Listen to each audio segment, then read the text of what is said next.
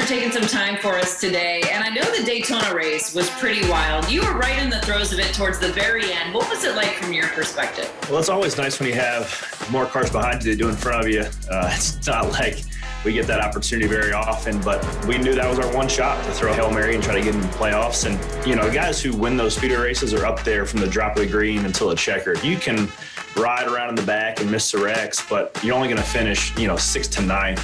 And for us this week, it didn't do anything. So it was fun to get up there and be racing with those guys. And I know you didn't get that spot into the postseason that you were hoping for, but what is on the goal list for the remainder of the year, the next 10 races? We've achieved a lot of our goals we set out this year with a new team at Spire Motorsports. Be a top 20 running car. It's Coda, I believe our average finish is 20th. So it's fun to be able to take the tools we have and execute on Sundays.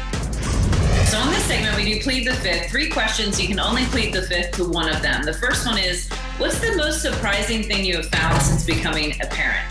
The diapers stink a lot less when it's your own kid. That is too funny. I agree with you on that for sure. All right, tell me the story behind the hashtag of stacking pennies. How did you come up with that hashtag? When I first started my Cup career, you get so beat down and you start to question your ability to drive a race car. So it really came from meeting with a sports psychologist and figuring out some ways to stay motivated. And there was like 8 to 10 things you could actually quantify as a win. When we have a 22nd place car on speed per se, we can execute on pit road. We can get a couple restarts that leapfrog our way to a top 20 day.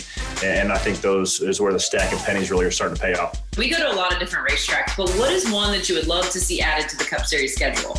Oh man, there's so many good ones. Obviously, Marcus and those guys are trying to get National Fairgrounds on a schedule. I'd love to see that. There's a little bit of juice behind North Wilkesboro right now. No telling. I thought you might say that.